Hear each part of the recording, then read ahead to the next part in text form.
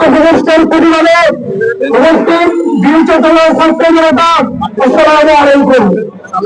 আমরা গভীর উদ্বেগের সাথে পরিলক্ষিত করছি 2000 শহীদের রক্তের নিয়ে অর্জিত এই বিজয়কে নস্যাৎ করার জন্য দেশীয় এবং আন্তর্জাতিক ষড়যন্ত্র পরিচালিত হচ্ছে, যার প্রেক্ষিতে গতকাল আমরা স্পষ্টভাবে পরিলক্ষিত করেছি দেশের রাষ্ট্রীয় অভ্যন্তরে এমন কিছু হয়েছে যা আপনি অথবা আমরা জানি না।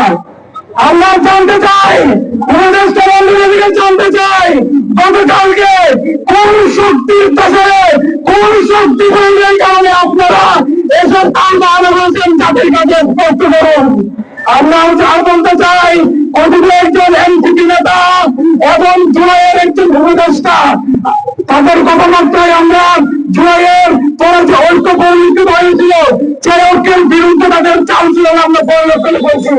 তাদেরকে হুঁশিয়ার করে বলতে চাই, আপনারা এমন কোনো কথা বলবেন না আর যার কথার কারণে জুলাইয়ের যে ঐক্য গঠিত হয়েছে তা বিনষ্ট হয়। আজকের এই সমাবেশ থেকে আমরা বলতে চাই, গত কয়েকদিন আগে আমাদের কেন্দ্রীয় নেতৃবৃন্দ 30 কার্যকেন্দ্রের মধ্যে যে জুলাই ঘোষণাপত্র করার জন্য ঘোষণা দিয়েছেন, অলরেডি 15 দিন অতিবাহিত হয়েছে, আর 15 দিন বাকি রয়েছে।